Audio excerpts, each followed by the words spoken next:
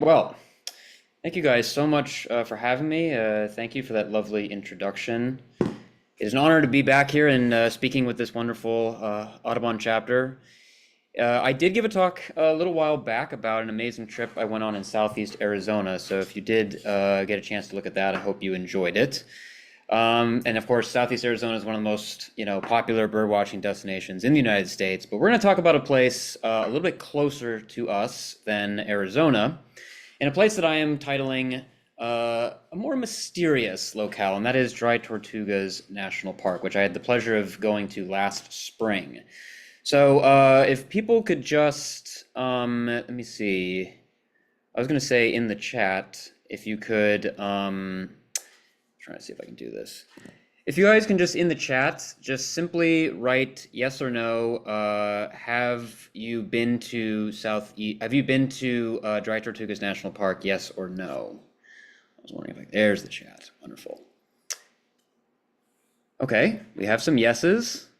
Wonderful. Okay. Wow. Okay. Not yet. There we go. Wonderful. Okay.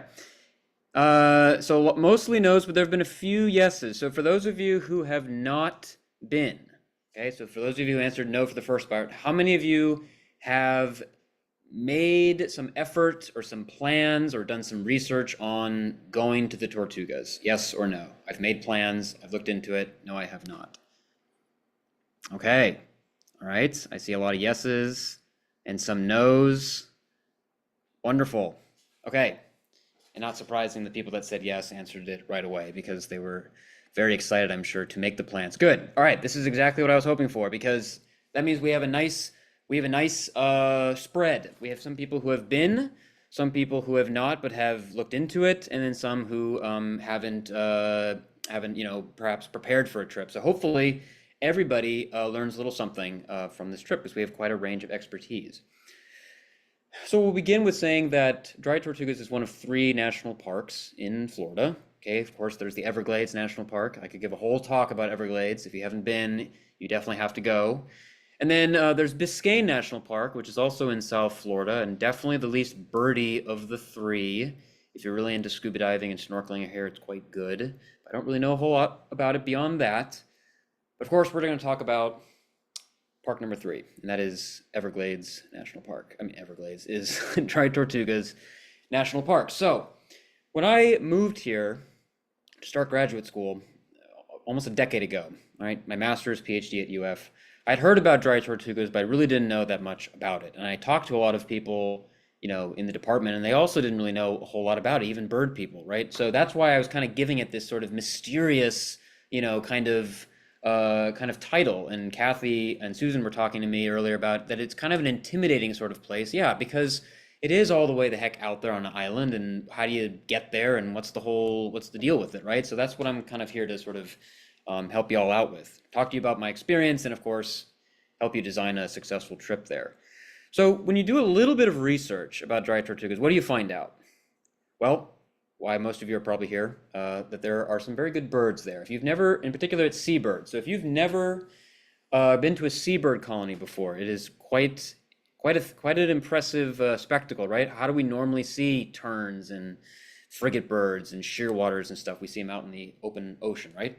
Right? They're seabirds. But then when you see them, on the breeding grounds and shrubbery and the sand with young, it's like seeing the species anew again. Like me growing up on the coast of California, I see dunlins and least sandpipers and semi-palmated sandpipers on the coast, and I see them in their winter plumage. And then I went to Alaska about 5 years ago, and I got to see all these species in their breeding plumage and doing displays out on the tundra. And it's like, okay, what? This is a dunlin too? This is a whole different side to the dunlin I didn't know about. And that's kind of the way these seabirds are when they're at their colonies. Like a totally different look at species you're probably familiar with. If you time your trip correctly, right? Or if you time it in a certain way, you can also benefit from seeing another group of birds, and that is neotropical migrants. I went at the end of April, and I got to see a lot of different warblers at very close range. As a photographer, it was just a dream to see these guys at point blank range. So that's another way to kind of add to your trip. There are multiple ways in which you can experience the Tortugas, right? The most common way is to do a day trip, right? You go to take the ferry, you get there, and you take the ferry back on the same day, right? But I went there and camped for a night, and you have the option of doing that. And there are pros and cons to both sort of methods. We'll talk about the pros and cons, and you can kind of decide what you're sort of interested in.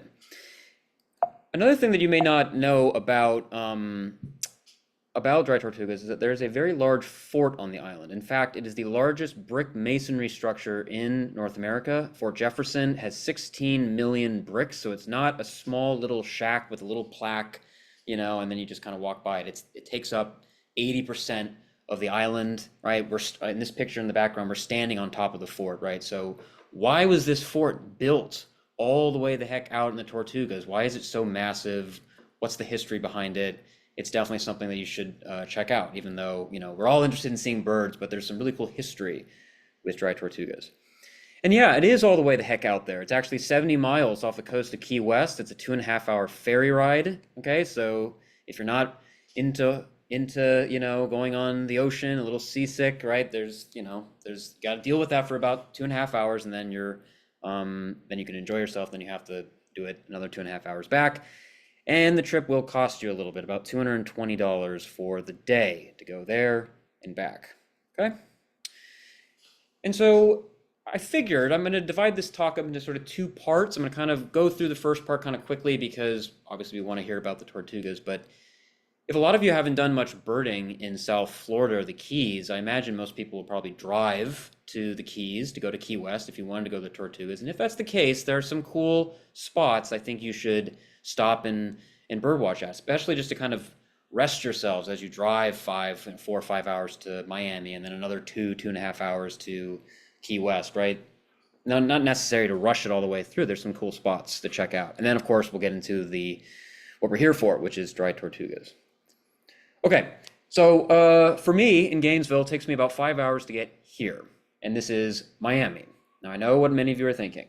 I totally get it. I have no desire to go to Miami. It is a silly place, and I get it. I spent a lot of my time, my PhD, collecting data, and it's a wild and wacky place. So if you want to just move right on by and not deal with the spring breakers and the crazy drivers, like I totally get it. But in my opinion, Miami and the surrounding counties have some of the most diverse and unique urban avifauna maybe anywhere in the United States. And that's coming from me, who grew up in Los Angeles, where we have quite a few interesting exotics as well. So here are some spots, right? You take your 5 hours, your 4 hours, you get to Miami, you want to rest for the night, you can maybe birdwatch at some of these places. So the first is probably one of my favorite parks in all of Florida. And it's called Brian Piccolo Sports Park. And it doesn't look very special, right? It's baseball fields and palm trees. That's like every public park in Florida. But it has a secret ingredient, and that's burrowing owls. It has tons and tons of burrowing owls, about 15, 20 active burrows when I was there, conspicuously marked with yellow tape. And the looks that you get of these birds is phenomenal. It is just, I can spend hours just watching these guys at point blank range, little ones running around, right? You look at Alachua County. To see burrowing owls, you have to book a private tour in advance, and then a person has to take you across like an hour across this like heat-stricken ag land because it's in the middle of summer in Florida. And then finally you get to the edge of the property, and then through a spotting scope, through backlight and heat wave monstrosities, you can finally see a couple little specks of burrowing owls, right? And that's an all-day endeavor in Alachua County. Meanwhile, here at Brian Piccolo, I parked my car, and 5 seconds later, I'm taking shots like this. So it's I think a true hidden gem in Miami. And at the same park, you also have our first kind of weird exotic species, monk parakeets. There's about 2 colonies usually that nest in these communal stick nests, and they sometimes come on the ground and squawk away, and they're really kind of cool. And but monk parakeet's not the only parrot, right, that's in South Florida. There are a bunch of other ones, right? About a dozen or so kind of make their home in South Florida. And it seems like every year I visit Miami, there's another species that's now inhabiting some park somewhere. And here are some of the spots that you can check out. Brewer Park is a place where many roost, so you can get multiple species there. The Fairchild Botanical Garden, where these red masked parakeets in the front there were photographed. Also very good, especially the palm garden. They like to nest in the cavities in the palms. And then you can go to other parks that get you one species, like Coral Reef Park will get you the big blue and yellow macaws, about 4 or 5 of them usually. TY Park gets the blue crowned parakeets on the right, and there's always a couple of colonies there. But parrots aren't the only weirdos. You've also got the beautiful spot-breasted oriole and the wonderfully bizarre red-whiskered bulbul. The spot-breasted oriole, I would advise checking eBird. They're kind of all over suburban parks and neighborhoods in South Florida, whereas the bulbul is only found in one suburban neighborhood, and that's Kings Creek Village. So if you go there, you have a pretty good chance at seeing the group of them that hang out there. Plus, you have peacocks and scaly-breasted munia and common mina, and I had a common hill mina, which is really pretty. I saw that also at the botanical garden. So, yeah, you just never know. So not a bad place to spend a morning. Okay, and then again, it's not just around the park. You have to drive another 2.5 hours to get all the way down to Key West, which is where the dock will take you to Dry Tortugas. Now, there are some places to bird along the way, but really the best birding in the Keys is way down at the end, Big Pine Key and Key West. Okay, and there are some species that you can't see anywhere else in the United States except the Keys. All right, here are 3 of them. So we have the beautiful white-crowned pigeon, the elusive mangrove cuckoo, and the adorable black-whiskered vireo. So let's start with the pigeon, about the size of a rock pigeon, big, chunky, beautiful charcoal gray with that white crown. This is probably the easiest one that you'll see. I guarantee it. You'll probably see it on the drive to Key West, right? Assuming you're not driving at night. They'll fly by the road, they'll perch on top of trees and telephone poles. They're pretty easy to see. The vireo, right, looks very similar to a red-eyed vireo, except it has that black whisker or a malar stripe that kind of cuts down the bottom of the on the throat there. And that's a bird that likes mangroves and hammocks. So one of the best places to see them, in my opinion, is Big Pine Key. There's some areas around the Blue Hole observation platform, but the best place to see them is due west at No Name Key. I was checking out sites for another chapter of my PhD and didn't find the pine habitat I was looking for at No Name Key, but I just remember seeing and hearing tons of these vireos, and I was like, you know what? If somebody ever asks, where do I see these birds? It's No Name Key. They are all over the place there, and that's not really a place that people visit too often. Okay, and then we've got the mangrove cuckoo that looks kind of like a yellow-billed, but it's got that nice iconic black mask. And if you look at eBird records, they're always going to say the same thing. They're always going to say herd only herd, because they're really hard to see. So just because of that, here's a quick little recording of what they sound like. Okay, and you'd be surprised, it doesn't really sound much like a bird at all. It sounds like another critter. I hope you guys can hear that.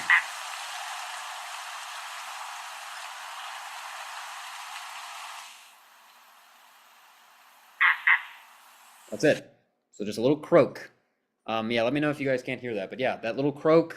If you hear a frog, right, in South Florida, in the Keys, in the hammock, in the mangroves, better take a look at it because it could be something really special. And then we've got one more bird that is unique to the Keys, and that is the Antillean nighthawk. I would not advise trying to distinguish them from the common nighthawk, which do occur in the Keys. They look very similar. Yeah, I know one looks a little bit buffier brown, but trust me, at dusk and at night, there's no way you're going to be able to see that. Oh, I did not record. David, I did not record the mangrove myself. Sorry. I do have a recording of one of those, but it's really bad. So I went to Xenocanto. If you have never been to Xenocanto, the website, it's awesome. You can upload your own recordings there. And these recordings as well were not mine, because mine are not good. But the best way to tell the Antillean nighthawk from common nighthawk is by sound. So let's start with the common nighthawk. I'm sure many of you have heard this guy before, but just to compare. All right, we've all heard that one, I'm sure. Sometimes they do there we go, right? They do their cool little kind of things. Now this is what the Antillean nighthawk sounds like. Oh, there we go. This is what the Antillean nighthawk sounds like. So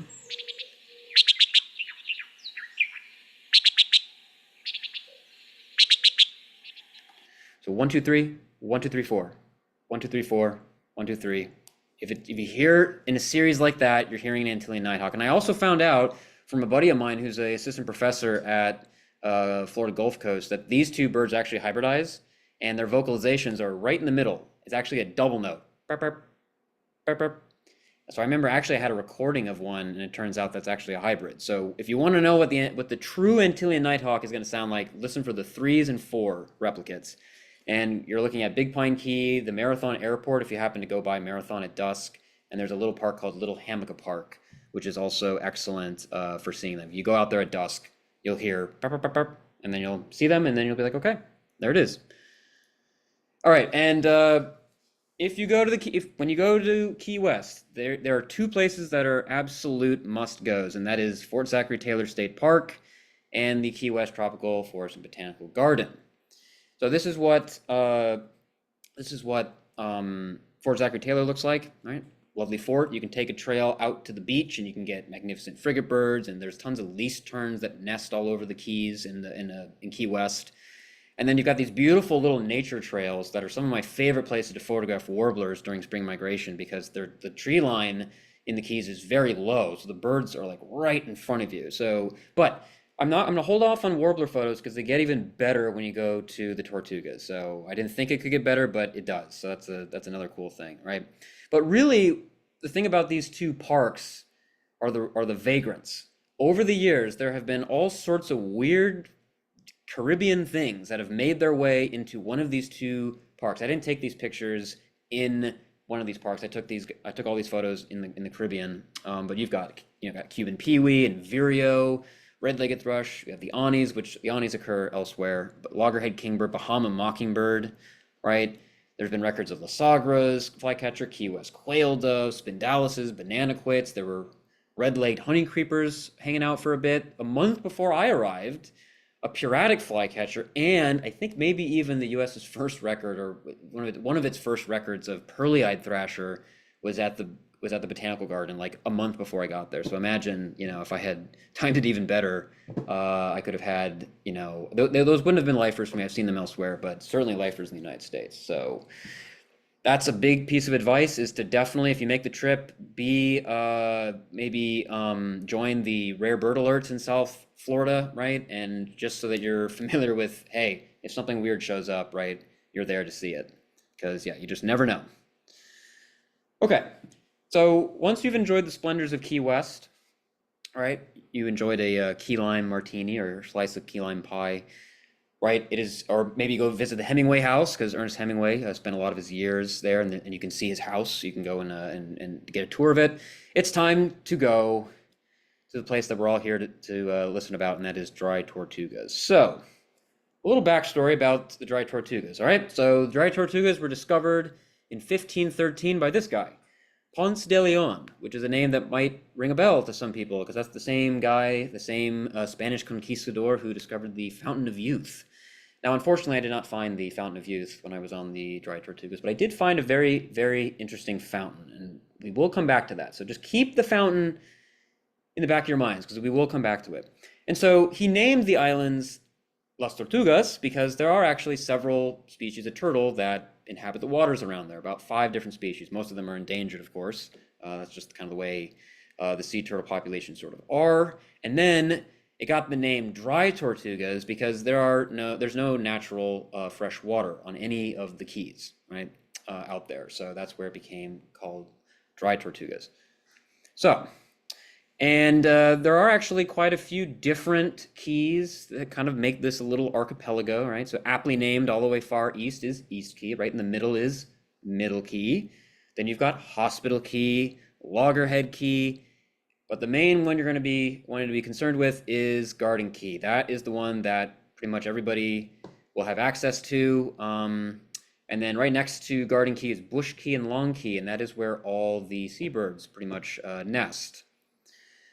So if we zoom in, this is the one you're going to want to familiarize yourselves with, okay? Because this is where the dock house, so this is where the Yankee Freedom, the big old ferry will dock, okay? And look at the size of that fort, right? Fort Jefferson is taking up most of the area, right? So it's impossible not to see it. It's impossible not to go inside and take a look at it, right? There's Bush Key, Long Key is a bit far out. And then you've got two different dock ruins, the South and North Coaling Dock ruins, which also a lot of birds, a lot of seabirds like to kind of perch on those. And yeah, in dotted in red there are snorkel areas. So if you've got snorkeling equipment, you're definitely going to want to bring it because it's pretty good snorkeling. I got to do a little bit of it myself, and so that's pretty cool. So there's a lot more to do on the island than you think. It's not just check off some birds and then take off. And then there's the camping spot right around there. Okay, so like I said, you have a couple of ways you can experience the Tortugas. You can do a day trip. Okay, so if you do that, no matter what, the Yankee Freedom will depart at 8 a.m. and you have to arrive at 7 a.m. Now here is the big piece of information. The deal that the National Park Service and the Yankee Freedom have is 10:30 to 2:45. That's all you got on the island. So by 8 a.m., you'll arrive at 10:30 a.m. And trust me, by the time the captain gives his spiel and you unload all of your stuff and wait for everybody else to unload, it'll be closer to 11. And if you want to get back on the boat and have like a decent seat, maybe not in the sun, right? Maybe you want to find a place if you're prone to seasickness, right? So you're going to need to get back on the boat a little bit earlier. 2:45 is like final call. Like you need to be running your butt off to get to the boat if it's 2:45, right? So I got on the boat around 2:15 and spots were already being taken. So that means that you've got about 3 hours to spend, right? If you're doing the day trip. And for us bird people, us bird fanatics, right? That's not a lot of time, right? We want to see everything, right? So that's one thing to keep in mind, right? And so is it worth the 3 hours for the $220? It 100% is, but if you go camping, like I did, right? If you're up for it, I think the experience can is not rushed, and there's a lot more that you can kind of take in, right? So you can camp for about 3 nights max. It's only $10 extra per day. Now here's the catch. There are only 10 campsites on Garden Key, which means that you need to book that reservation way in advance. It took me a year in advance to get my reservation. Okay, so that's the other thing. I don't remember how, maybe like a week, maybe in a few days you can book your trip to the ferry. I don't for a day trip. I'm not exactly sure, but better to do it earlier than later.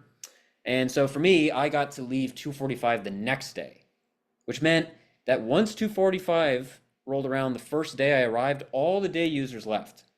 So all that was left on the entire island at dusk with the birds, at dawn with the birds, were like 10 people, and it was amazing, right? And so that's where I really kind of felt, finally I can kind of just wander around and enjoy the splendors. I went snorkeling by myself, and it was really cool, right? Not having to bump into anybody anywhere. Now, if you are really bold, okay, and you've got your own kayak, okay, I don't know how many, I don't have my own kayak, kind of wish I did, but you can spend $20 extra on your camping fee and you can kayak. And the cool thing is that the waters are not protected, they're open. So you can take your kayak anywhere. And it turns out, right, I was showing you some of the spots, right? So you can actually, again, it's a bold thing to do, but if you are the adventurous type, you can paddle 3 miles out to Loggerhead Key, and you can go right ashore Loggerhead Key. No one's going to stop you. You can go closer to Long Key if you want to take a look at some of the Seabirds, or you can go out to Hospital Key. We'll talk about Hospital Key because there's another group of birds that nest out there. You can't go on the shore of any of these, but you can certainly paddle out there. Or if you charter your own boat, if you join a birdwatching tour group, they can explore some of the other islands. So there's no restrictions on that, which is pretty cool. And so this is what Loggerhead Key looks like. I did not go ashore, but it's like a nice shipwreck island with like an old lighthouse and kind of thing. So it's kind of cool.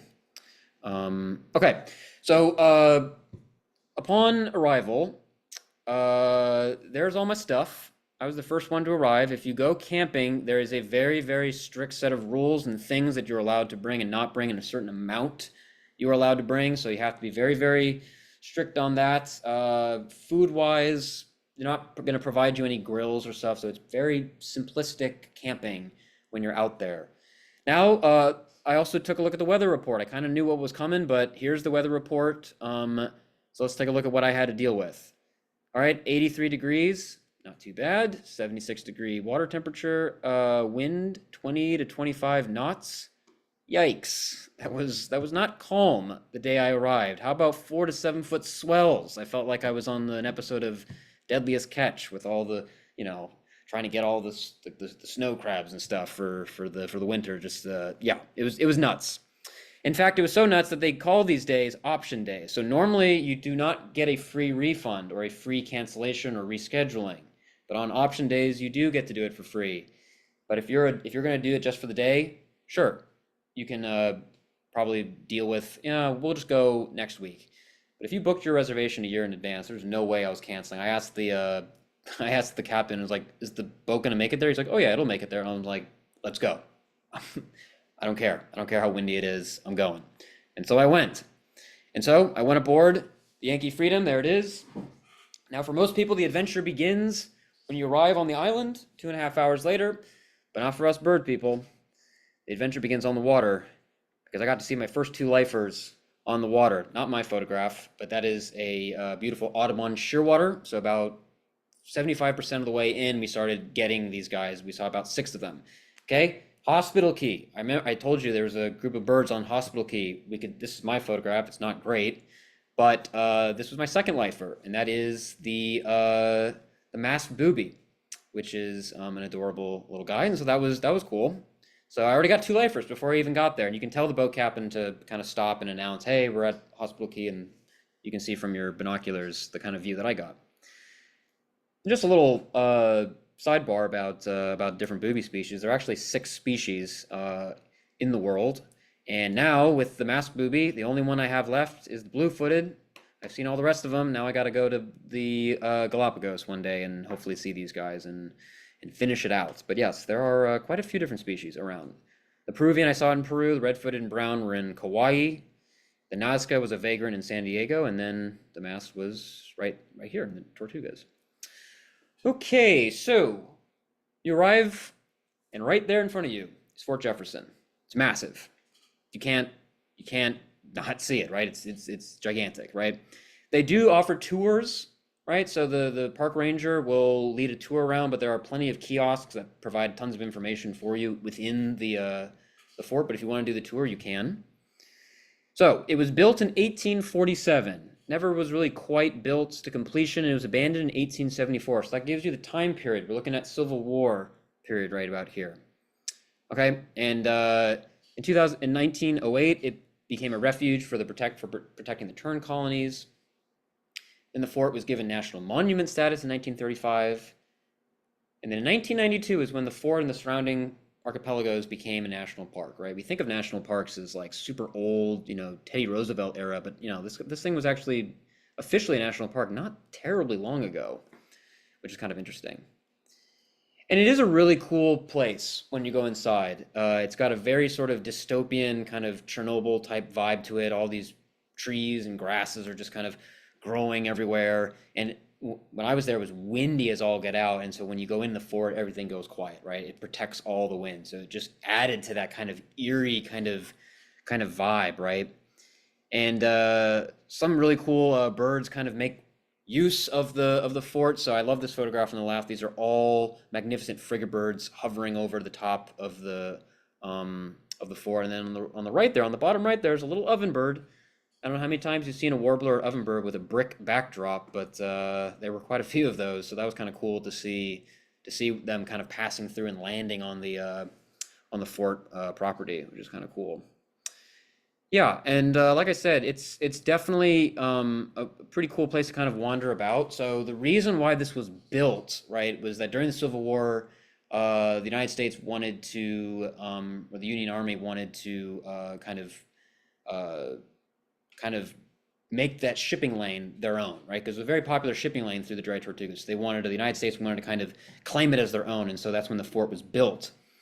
And it also was a prison for Confederate soldiers and or soldiers that or people that were sided with the South. And probably the most famous inmate was this guy, Dr. Samuel Mudd, who tended to the broken leg and wound of one John Wilkes Booth, our Abraham Lincoln assassinator. So yeah, so he was naughty for helping out that guy, so he got put into prison, right? And you can actually see Dr. Mudd's cell in on the second floor of the fort. You have to find it, and it's just this barren cell, but it's kind of cool. So that's why, if you read up on some of these things ahead of time, it can make you appreciate some of the stuff that the fort and the islands have to offer you.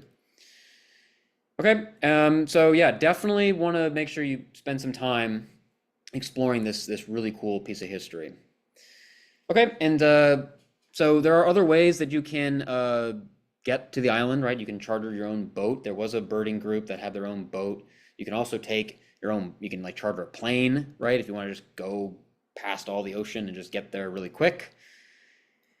And so it won't take you very long to start seeing all the cool birds that are there. And so any area, you'll know when to not wander too far because there'll be plenty of area closed signs.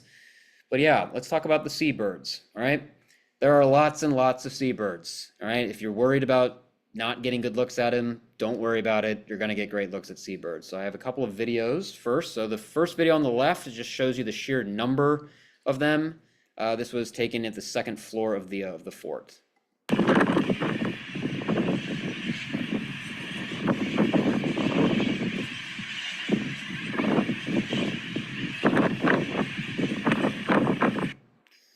I know videos don't always come out the best, so hopefully that was okay. If not, you could hopefully hear the sound of them. And this is what it looks like on the ground to see them.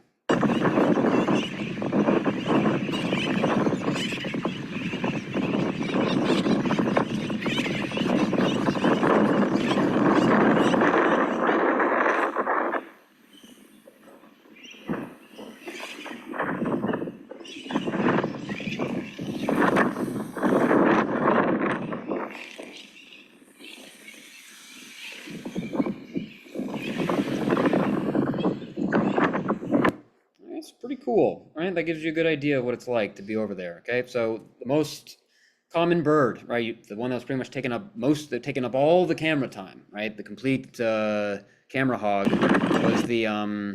was this guy, right? The sooty terns. Those are the ones that are all over the place there, and these guys, you can get lovely photographs and looks of them in all sorts of different settings, right? Flying, you can see how close they get to you. So that's pretty cool. And then you also have a chance at seeing some little ones as well. So that was pretty special. I was wondering if I was going to see young birds, and sure enough, I did. So that was pretty special, right? I've only ever seen tern and gull babies once out in like Maine, way back in the day. So it was cool to kind of see little ones everywhere. So yeah, so again, I was concerned about, oh, bush key is off limits to people. Am I going to be able to get shots of anything? Yeah, you definitely will. So don't worry about that. The other very common bird in the area, right, is the beautiful brown noddy, right? That beautiful brown to gray to white. And look at those eye-like kind of arcs, right? They don't have an eye ring, but they don't have eye arcs either, like a northern parula, right, where you have an arc above and below. They kind of have this below, and then it's like a kind of partial arc on the top. I didn't notice that until I got the pictures, which was really cool. So they're a really beautiful bird that are also flying all over the place, nesting all over the place, and yes, you can also get looks at their young ones as well. So yeah, pretty neat. And again, when the day users leave, right, I just feel like I have the whole colony to myself. It was pretty special. Okay, and like I said, hovering over the top of the over the fort are the frigate birds, the magnificent frigate birds. I love frigate birds. I think they have some of the most iconic flight shape, right? Like when you're a kid and you try to draw birds, right? You draw like little M's in the sky. Like that's kind of what they sort of look like to me. And you'll have a chance at seeing juveniles, females, and males. The juveniles have the all white belly and the white head. The females have the all black head and white belly. And then the males, of course, are the all black, right? With that beautiful kind of orange sort of throat patch that, of course, inflates out, right? And so you can go to the top of the fort if you're willing to brave the wind at your face, and you can get some ridiculously close shots at these things. I mean, look at that bill. It's just a bizarre bird to see up close, right? Flying right over your head. And so one thing that's kind of interesting about frigate birds, right? It turns out that the only known location that they nest in the United States is actually Long Key, right? So there's Garden Key and Bush Key, and then Long Key is way out there. Now, people have talked to me about seeing frigate birds roost in other places. But remember, roosting is not necessarily the same as nesting. So there are other places in Florida where you can certainly see frigate birds perched and even displaying a little bit, right? So if anyone ventures up into Cedar Key, what was once Seahorse Key, now Snake Key, right? You can see there's a ton of different ones that will nest there. I read about a blog post from St. Lucie Audubon Society about they went to a small mangrove island and they saw birds, they saw frigate birds breeding and stuff like that. It was the only thing I was kind of hoping I got to see on the trip was, the frigate birds with the big pouches and stuff. But maybe if you were able to get on a kayak or a boat and get closer to Long Key, you might be able to see them. But I was not able to see any of that from a scope view from Garden Key. But that's just a little bit what I learned about these guys. Okay, there are a couple of other cool seabirds as well. So here's one. It looks very similar to a sooty tern, but it's not. This is a bridled tern, which is a very special bird. Now, the only place these guys were hanging out at were in the South Coaling Dock ruins, which made them quite easy. They were kind of ostracized and separated from the whole sooty tern colony, and so the bridled terns were all by themselves, about 4 of them. So how do you tell them apart? Well, the first thing is the black back is missing, right? So the bridled terns have a more grayish back. And the other thing that I read about was the white on the above the eye. You see the white protrudes just to the beginning of the eye for the sooty tern, and with the bridled it goes much further back behind the eye entirely. So that's what you want to look for, right? And again, it helps when they are separated and when someone tells you ahead of time, oh, go to the South Coaling Dock ruins, that's where they are. But that is how you tell them apart. And the bird that probably everybody was most excited about on the trip was the guy in the upper left there. Kind of looks like a brown noddy, but that is in fact a black noddy, right? Very rare. Pretty much the only place you can see those in the United States is, in the Tortugas. And so you can see that, yes, the black noddy is quite a bit darker than the browns. It's also quite a bit smaller, right? It's a bit of a smaller bird. It's got a much more pronounced white crown, right? It really sticks out compared to the other ones. And then they've also talked about how the bill length is a little bit longer relative to body size. It's a little bit, maybe, but really you're looking at the size and that coloration, right? And that white crown really popping on that bird. So that was a bird that people were very, very excited about.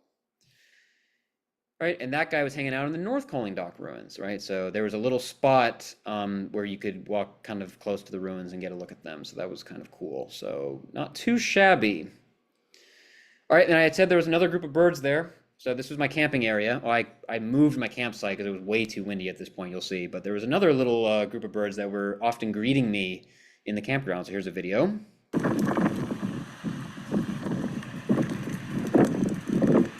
We've got a tiny little American redstart.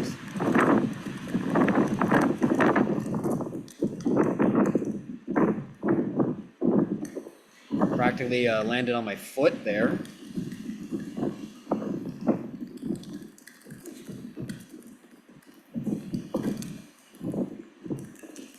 So yes, so warblers, migrants, there were a lot of them. It was very, very special, okay? With the high winds, these guys were pretty much hanging out the whole time in all the heavily forested areas in the park. So the campground turned out to be a very good hot spot for them. And then I'll show you another spot inside the fort. You saw there were a lot of trees in the inside the fort, also very good for these guys. And yeah, just look at these. Look at the range. They were like 5 feet from these things. I mean, this magnolia warbler, I was eating lunch and he landed on my table. Right? I was just like, oh my God, I had to stop lunch again and go grab my camera and try to photograph him, right? It was just insane, right? This is their first stopover point from, migrating who knows how many miles to get there. And so they're just famished and starving, and they don't really seem to care about you. And they, like I said, they would land on my feet sometimes. It was quite something. So we've got, let's see, so we've got American redstart, we've got northern parula, we've got prairie warbler going up to the upper right to the magnolia, and then the adorable hooded Cape May warbler. All right, we're gonna keep going. Upper left, clockwise, we've got ovenbird, blackpoll warbler, black-throated blue and black and white. We're gonna keep going. Worm-eating warbler, that was actually taken on the mainland, but I did see a worm-eating warbler on the island.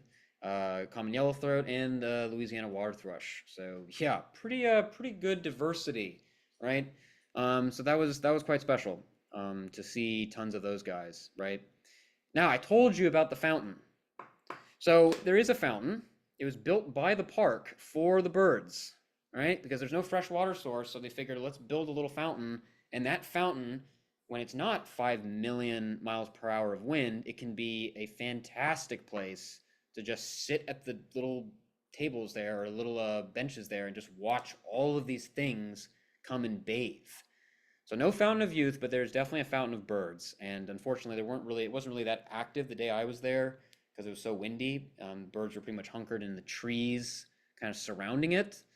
But yeah, on a normal day, this place can be an absolute just smorgasbord for birds. So yes, the fountain of birds was discovered this time for me. Other birds, other migrants. We got summer tanagers. Oh my God, the best looks of gray kingbird I've ever had in my life. I was shocked. This bird just didn't. I kept walking towards it, and it just kept sitting there, and I got this awesome photograph of them. So everything on islands just seemed to be really chill. Oh yeah, predators. Those poor little warblers. They've just, like I said, they've just flown who knows how many miles, and guess who's waiting for them? You've got merlins, you've got kestrels. They're just hanging around and just going after them. And I was wondering, well, is anybody going after the tern colonies? And I did happen to see a peregrine falcon out there as well. So there's definitely some predatory action going on as well. But yeah, I mean, again, just you never get tired when you're out there. You go hang out with the seabird colony, you kind of get your fix there, and you go and check out what warblers are around, and just do that back and forth all day. It's quite nice.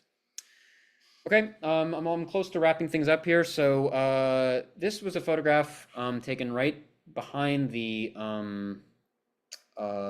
campground. And the reason I took this photograph, not just because it was my only major sort of sunset photo, but this was also where I ended up going snorkeling. I told you that snorkeling can be good, but I was constantly being told by everybody on the crew that snorkeling is going to be really bad because it's too windy and none of the fish are going to be around, and it's just it's like there's just too much activity going on in the water with the currents, so the fish aren't going to be around.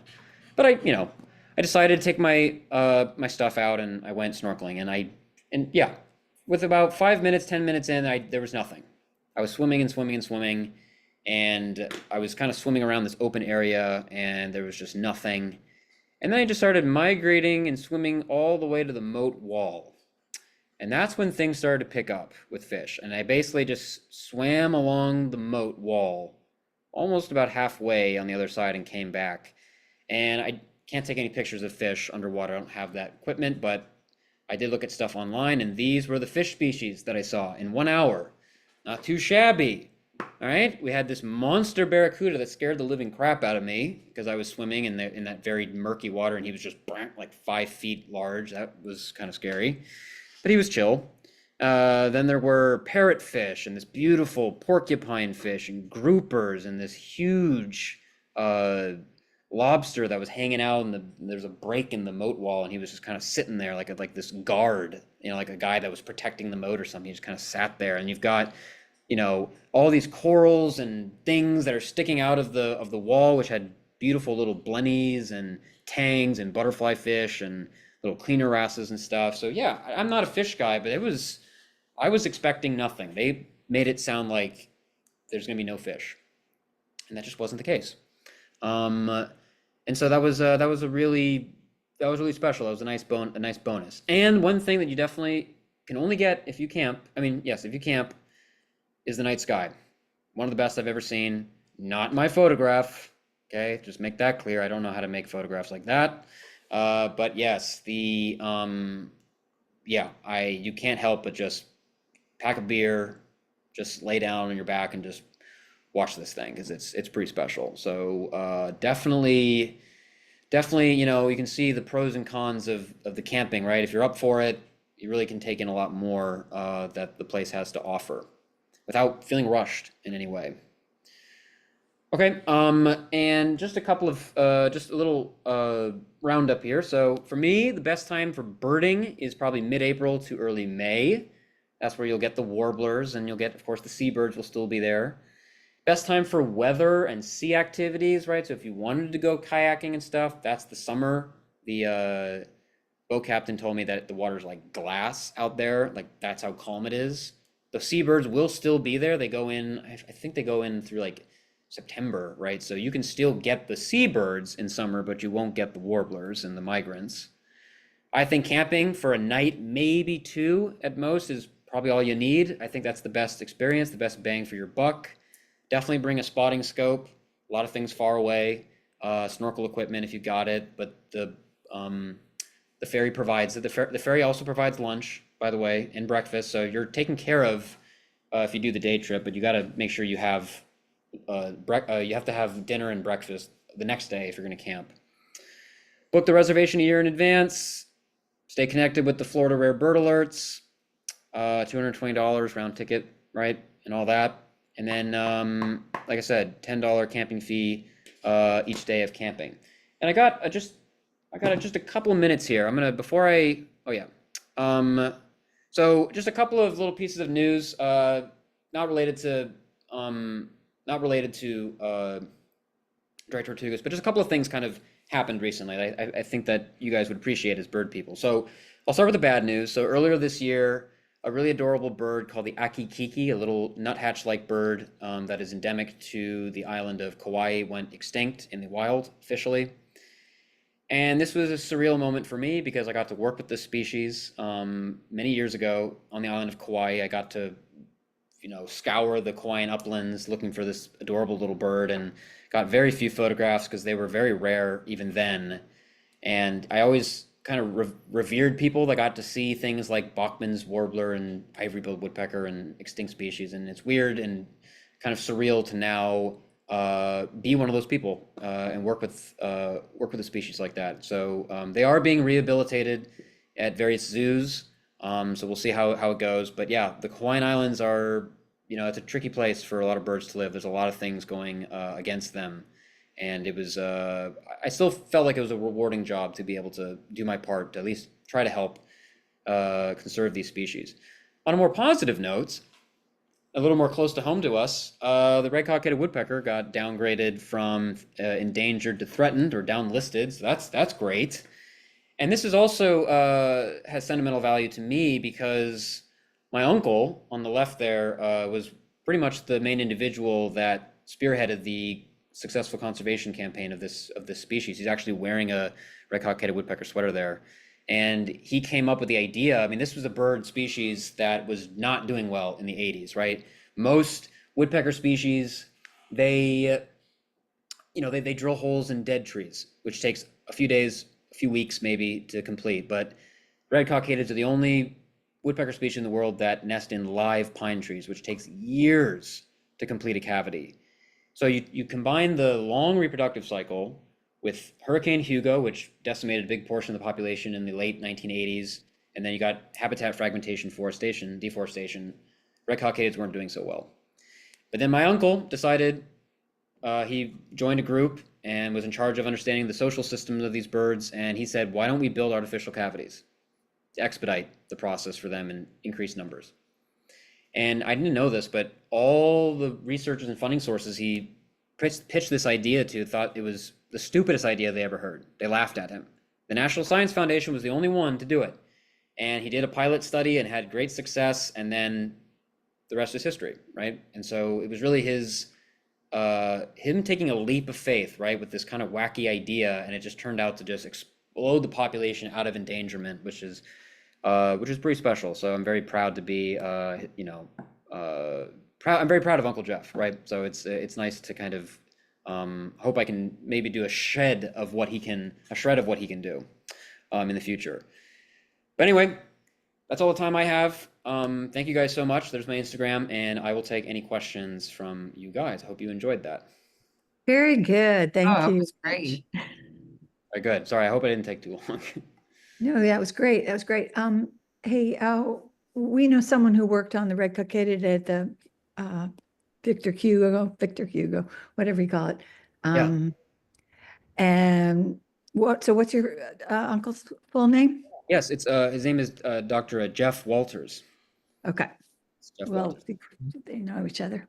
at Virginia Tech. That's where he's at. Nice. Yep. Well, we did have a comment from Sherry Ann that said, I think you have to take all your water with you if you're camping. Is that correct? That is true. Yep. Okay. Yep. All right. And Emily says, fantastic presentation. And Susan said she is going from Pennsylvania to the Dry Tortugas next year. So Okay, there you go. All right, Susan. Well, have fun. I'm yeah. jealous. No, I want to go back and do it again. So Yeah. hopefully the Sounds weather is not nearly as bad as it was for me. But yeah, look, it was a windy mess when I was there, and I had a time of my life. So like I think we'll all make do. Oh, and I also see that we have Lillian said I live 5 minutes from Brian Piccolo Park. I love the owls. Yeah, Oh, yeah. I'm sure people that live near the area and are birders are probably familiar with it. But I was shocked at how easy it was to just see one of my favorite bird species in North America. It was excellent. Ah, yes. And then I see another comment. Easier than camping is to go on a birding boat trip and stay overnight. Yes. So Wow. if you want to spend up a little bit and have a guide, which, I totally get it.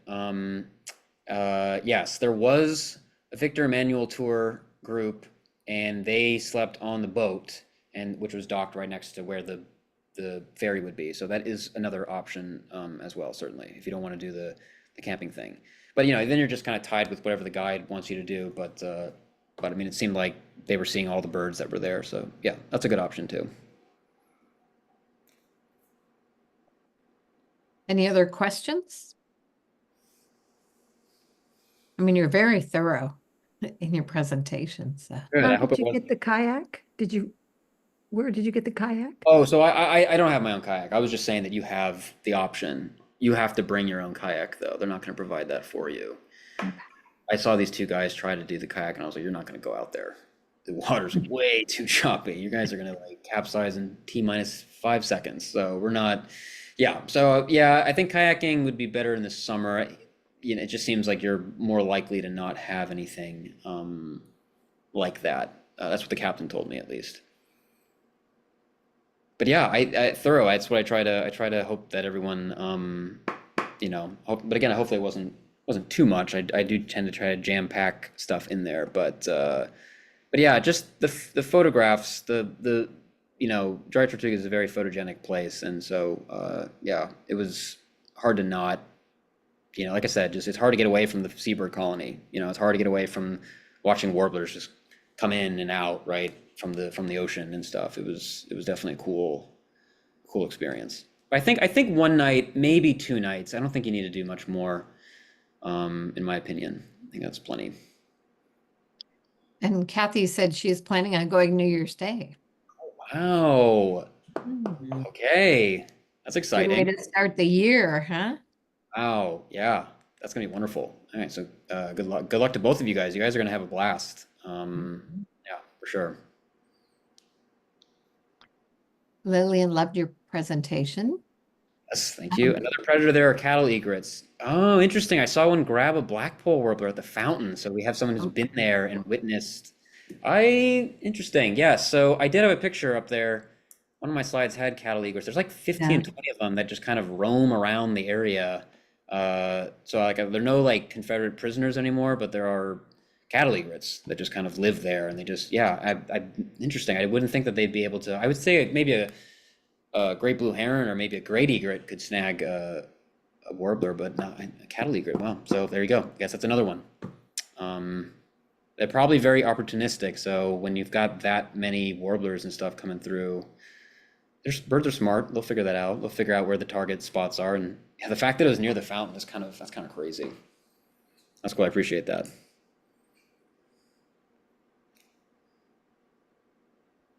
Oh yeah, because all the birds are super tired and stuff. I mean, they were. I mean, like I said, they were landing on my feet, just sitting there. So it was kind of, it was crazy. Yeah, but any other questions for anyone? I'm so excited that so many people are. Yeah, I'm so excited that people are going to be going soon. So that's great. So hopefully this was helpful. Mitch, we have one participant here from El Salvador. Oh, wonderful. Buenos dias, buenas noches. It's about my extent of my Spanish there. So, Thank you. It's been great. oh, thank you. Muchas gracias. Yeah, yeah, it's a weird place. It's a weird place, but you just do a little bit of research and you can plan it pretty successfully. So much of it's already kind of done for you, right? You know, the ferry gets you there and the campsite's there for you. It's just, you know, you just have to pay attention. If you're going to camp, you just have to pay attention to all the different things they want you and don't want you to take. But that's not too hard. All right. Well, thanks again, Mitch. Of course. Thank you guys for having me.